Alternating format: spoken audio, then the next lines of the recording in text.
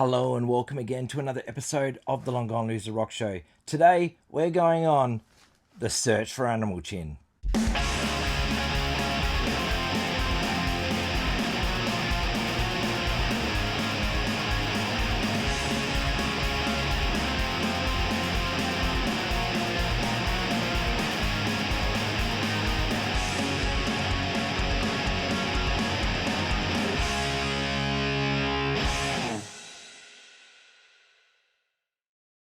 In 1987, the greatest skateboard video that I think, in my opinion, ever existed was released to the public. And starring these five legends: Mike McGill, Tommy Guerrero, Tony Hawk, Steve Caballero, and Lance Mountain. Five of the greatest skateboarders of all time on this crazy quest for the search for somebody named Animal Chin. This soundtrack came out on Record Store Day quite some time ago, and I really wanted it because this video was a huge part of my childhood. Like, I rented this videotape out from the video store and watched it every day.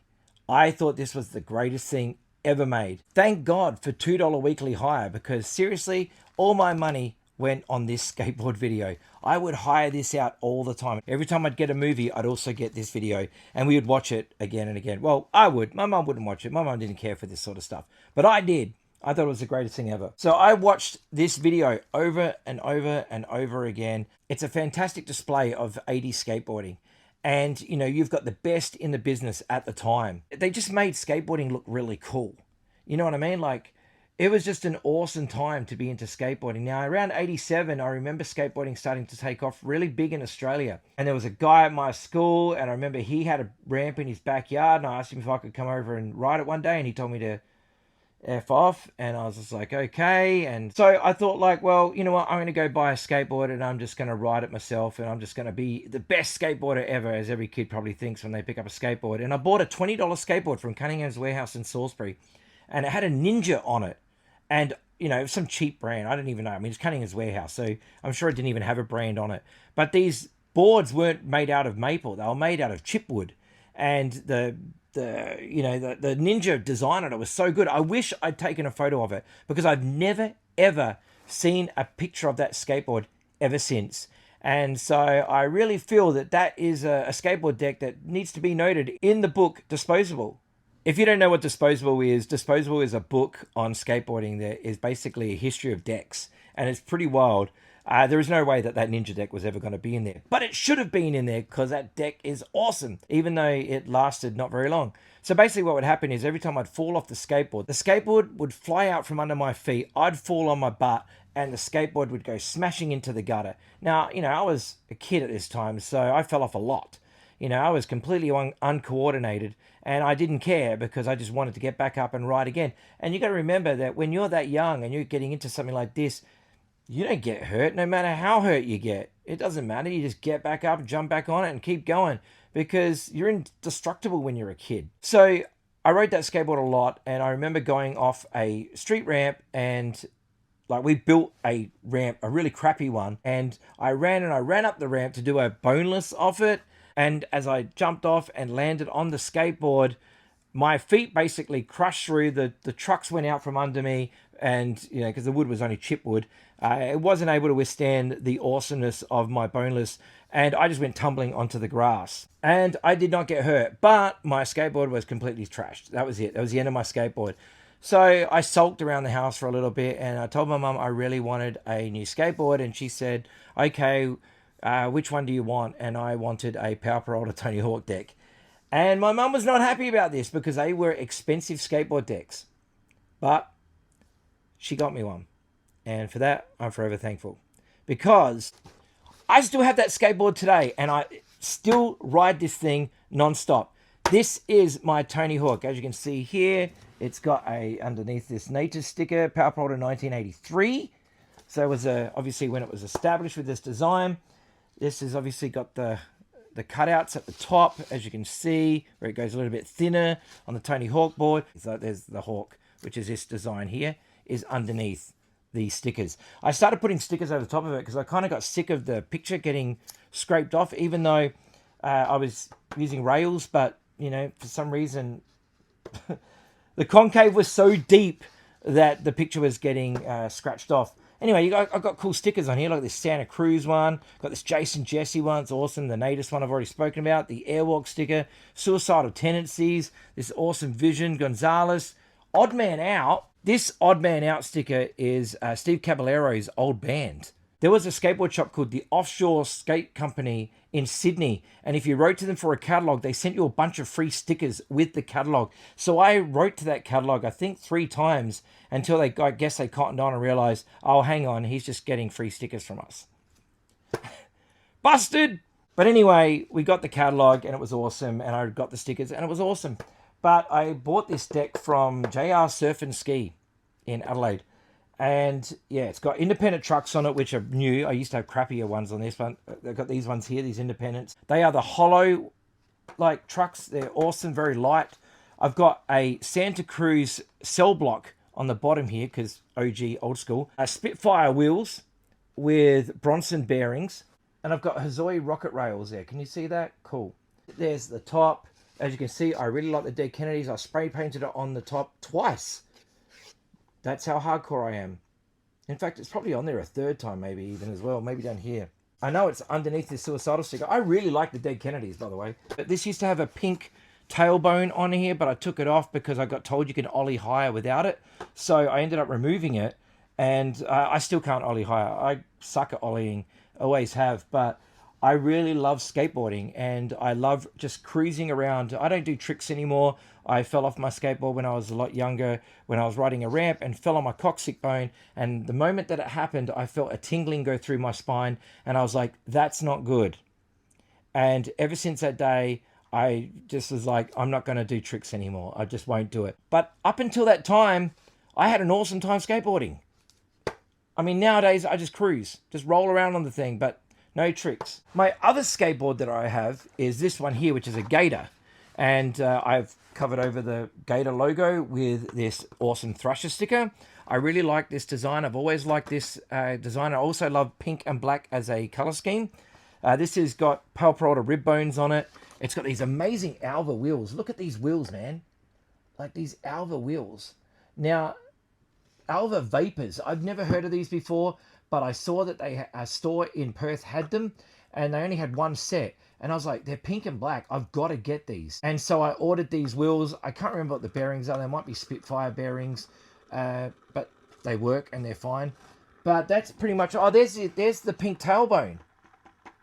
That's the one that was on my Tony Hawk that I since took off and put onto this because it kind of matched the pink and black of this. But anyway, my Vision Gator board. Pretty damn cool. I don't ride this one as much because it doesn't feel as good on my feet. Tony Hawk deck feels incredible on my feet. I've never ever ridden a skateboard as good as my Tony Hawk. I just haven't. So I've never been able to really just get into riding other skateboards. I still pull out the Tony Hawk whenever I want to go skateboarding because nothing feels that good on my feet. I do have a huge collection of skateboard decks and I will get to those in another video because I feel that they need their own video because there's a lot of them and we will go through those. But right now, we're going to talk about the Search for Animal Chin, which got a vinyl release on Record Store Day, not this year, a few years back. And I could not find this anywhere, but there was somebody on Instagram who used to follow me. I don't think they're on Instagram anymore. I think they've deleted their account. But they were a vinyl hoarder as well. And they went out on Record Store Day and they saw this and they asked me, they said, hey, I found that Animal Chin record you couldn't find. Do you want me to get it for you? And I said, yes, please. And they bought it and they sent it to my friend in America. And I finally got it, and it was awesome. Comes with a poster. There's a hype sticker there, finally remastered onto vinyl. Basically what this is, it's the entire movie audio track put onto record. That's what it is. That's essentially what this is. So you're basically getting the audio from the video, which is cool because it's got funny like dialogue, and it's also got some cool music on there.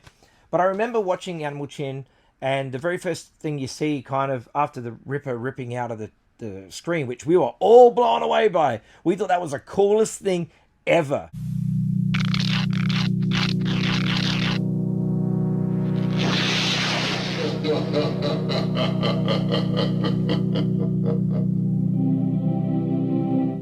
Like, we just thought, like, seeing that Ripper rip through the TV and start laughing at us, I was just like, this is the best thing I've ever seen. The skateboarding hadn't even started yet. So there's like news reports about Animal Chin missing and stuff like that. Good evening. Tonight's top story, legendary skater Wonton Animal Chin has been reported missing by friends and relatives.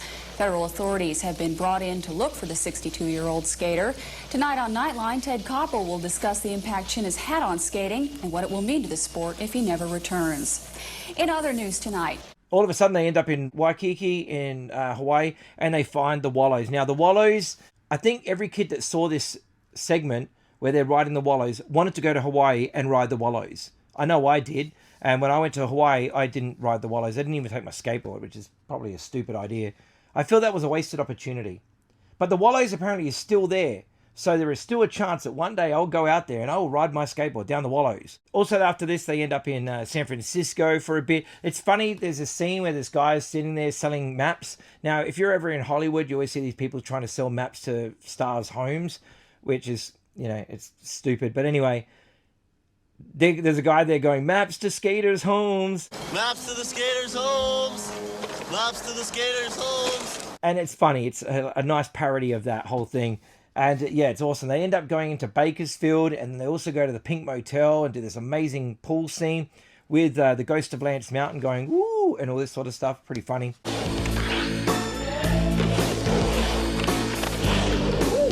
They go to Vegas and hang out with Johnny Rad. Now, Johnny Rad, for those who don't know, he's a singer, and he sings about skateboarding. Get your nose rails up in the air. Get the kick, tail on the ground. And it's kind of like, what do you call it, soul jazz or something like that. It's pretty cool. It's quite funny to see. And I remember in Public Domain, he sings one song that says, "Mech, twist and shout. I don't know, grind the wall over there and knee slide on out," or something like that. I can't remember, but it's so funny. It's one of the funniest things in there. I just remember for years, me and my friends would always like go, "Mech, twist and shout." We just thought it was funny.